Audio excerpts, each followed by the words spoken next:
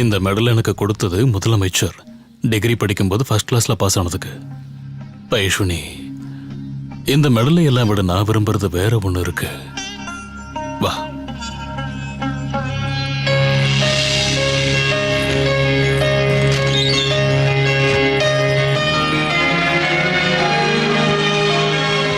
ஒவ்வொரு வெற்றிக்கு பின்னாடியும் அப்பா என்கிட்ட ஒரு கேள்வி கேட்பாரு. உனக்கு கிஃப்டா என்ன வேணும்னு. அப்பா கொடுத்த கிஃப்ட்.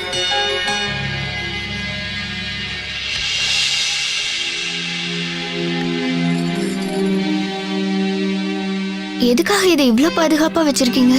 இதெல்லாம் ஞாபகார்த்தம் பைஷ்வினி. நான் இழந்தது, எனக்கு கிடைக்காத பல விஷயங்களை இந்த பந்துங்கள்லாம் ஞாபகப்படுத்தும்.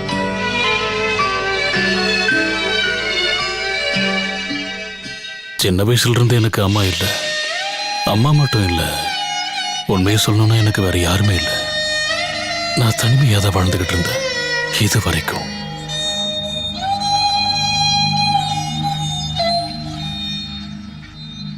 அம்மா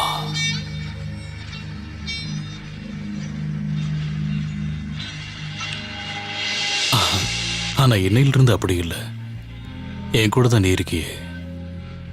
வெறும் பைஷ்வினி இல்ல, என்னோட பைஷ்வினி.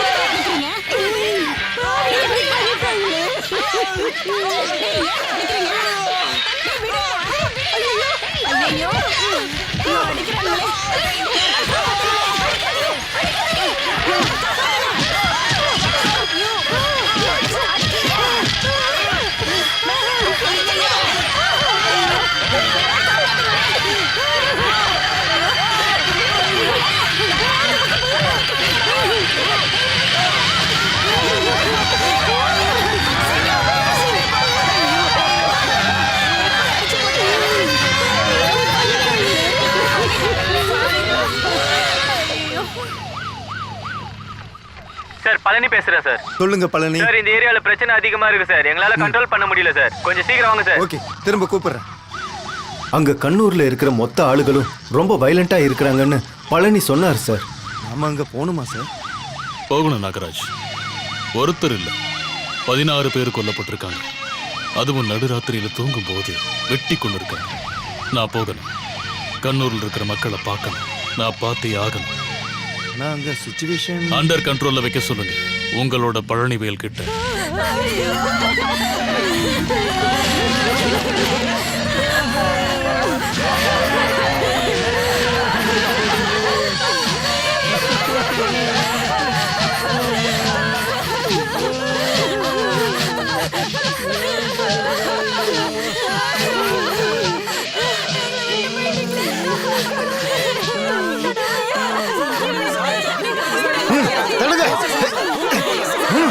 சொல்றத கேளுங்க.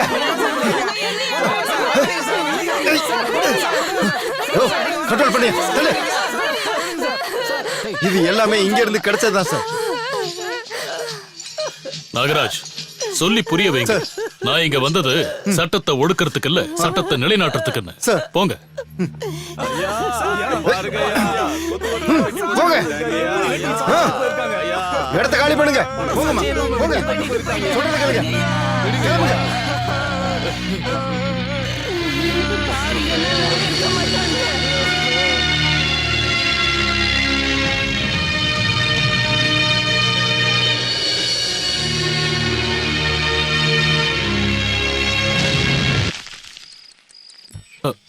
பைஷ்வினி, என்னாச்சு? அதையே நீ சாப்பிட்ட?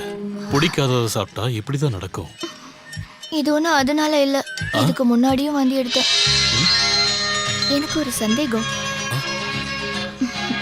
இங்க ஒரு குட்டி அப்பன் மனோஜ் வந்துட்டாரோன்னு தோணுது.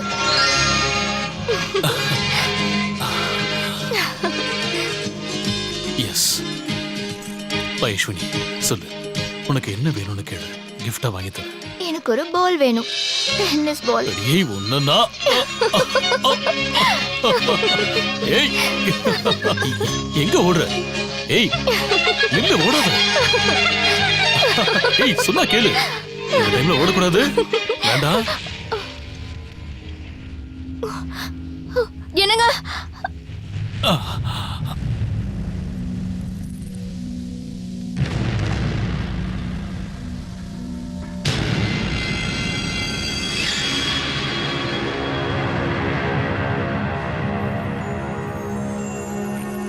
வணக்கம்.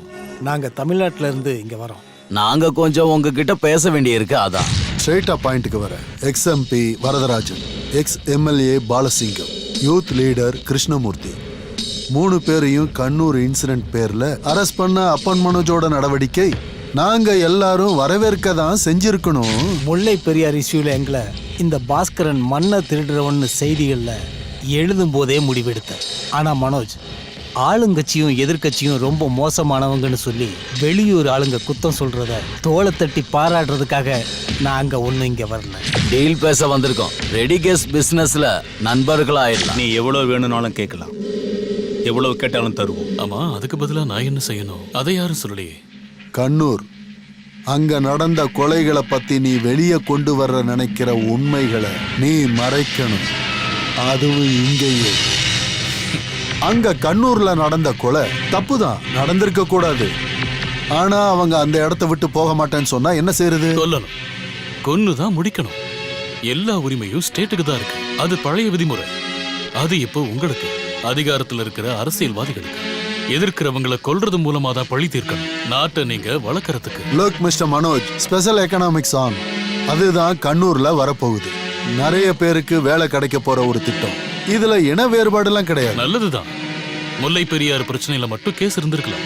ஆனா ஊழல் விஷயத்துல ஒரே இந்தியா, ஒற்றுமையான இந்தியா. இன வேறுபாடு இல்ல. இந்த ஊர்ல கொள்ளையடிச்சு சம்பாதிச்ச பணத்தை எல்லாம் இன்வெஸ்ட் பண்றது வெளிநாட்டுல. அதுவும் நல்லதா இருக்கு. ஒரு ஆளுக்கு கூட சந்தேகம் வராது. ஊழலுக்கு எதிராக எவ்வளவு வேணாலும் பேசலாம். உங்க ஊர்ல கண்ணூர்ல வரப்போறது குறைஞ்ச விலையிலேயே நிறுவனம் கட்டுறதுக்கான திட்டம்.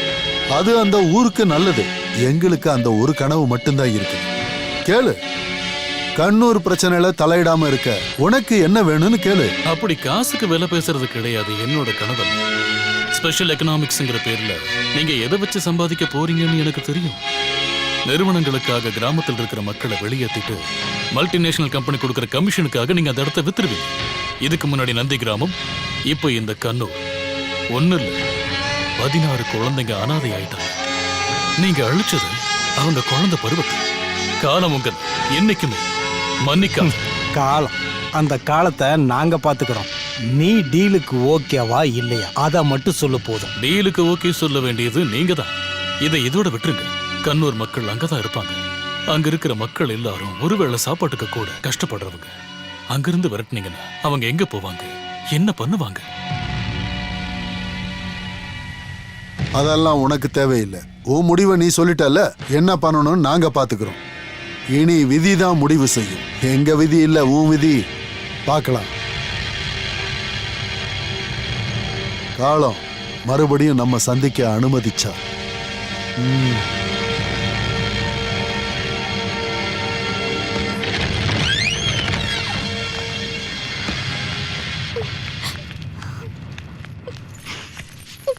பயந்துட்டியா?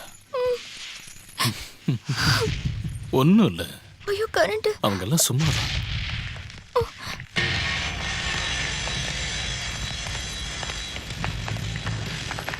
என்னங்க என்னங்க வேண்டாம். நீ உள்ள போ. போ. நான் போக மாட்டேன். என்னங்க என்னங்க வேண்டாம்.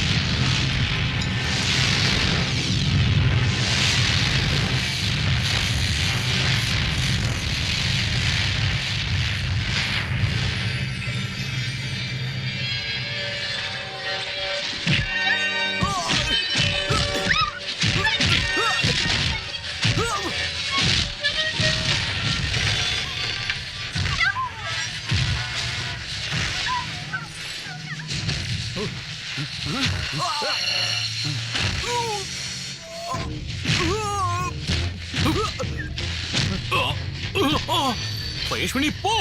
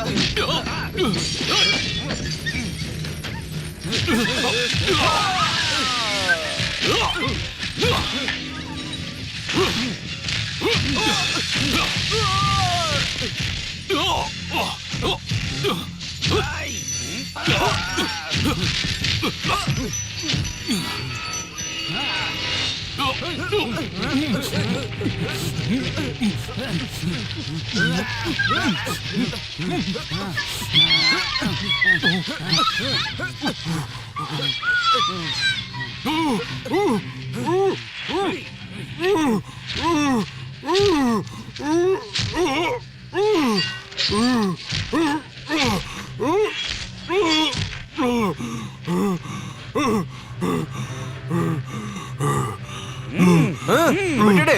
இந்த ஆளை சாவடிக்க சொல்லி ஸ்டீஃபன் சார் சொல்லல. அரசியல்வாதிங்க கிட்ட விளையாண்டீங்கன்னா இப்படிதான் நடக்கும். ஜாக்கிரதை.